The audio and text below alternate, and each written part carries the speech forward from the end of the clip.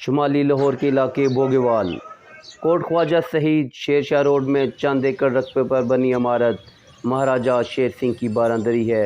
باراندری کا بڑا حصہ ختم ہو چکا ہے، تاہم صوبائی محکمہ آثار قدیمہ نے اصل عمارت کو کروڑوں روپے کی لاگت سے پھر سے بحال کیا۔ باراندری کے سامنے ایک پارک بنایا۔ پارک میں ایک طرف حضرت بلاول شاہ کا مزار ہے، اس سے کچھ فاصلے پر مہاراجہ شیر سنگھ کی سمادھی ہے۔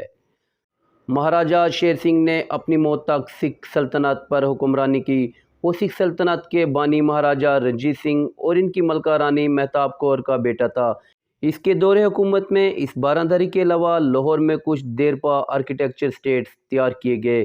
1843 میں اس مقام پر سکھ سلطنت کے چوتھے حکمران مہاراجہ شیر سنگھ اور ان کی 12 سالہ بیٹے پرتاپ سنگھ کو قتل کیا گیا۔ یہاں ان کی چتا جلائی گئی اور رانی رندھاوی کو بھی ستی کیا گیا۔ یہ وہ تاریخی مقام ہے جہاں سکھ سلطنت کا سورج غروب ہوا۔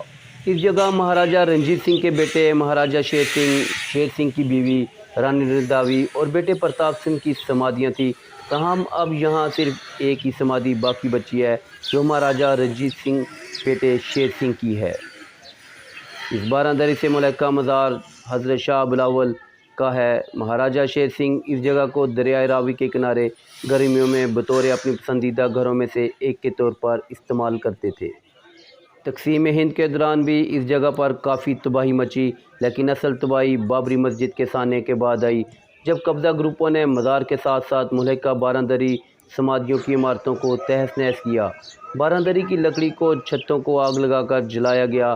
تاہم 2011 میں پنجاب حکومت نے صوبے میں مغلیہ دور کی اہم عمارتوں کی بحالی اور آرائش و تزئین کے ساتھ ساتھ سکھ اور ہندوؤں کے مقدس اور تاریخی مقامات کی بحالی کا کام شروع کیا۔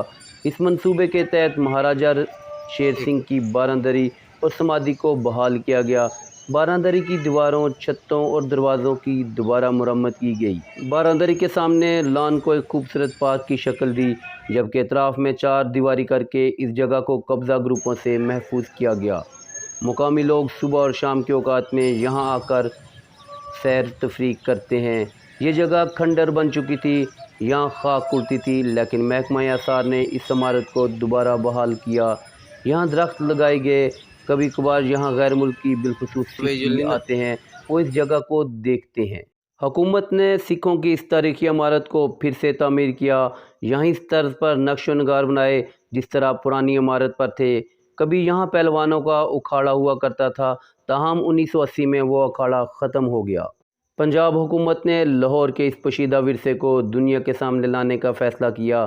ان مقامات کو سیاحت کے حوالے سے فروغ دیا جائے گا۔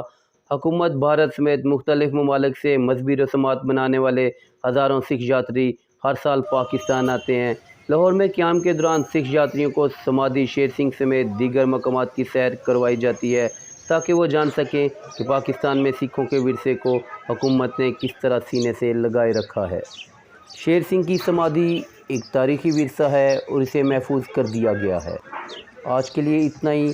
ایسے مزید ہسٹوریکل ولاگز کے لیے جنہوں نے ابھی تک ہمارے چینل کو سبسکرائب نہیں کیا، وہ چینل کو سبسکرائب کریں اور بیل آئیکن کو پریس کرنا نہ بھولیے تاکہ نئے آنے والے ولاگز آپ کو بآسانی ملتے رہیں۔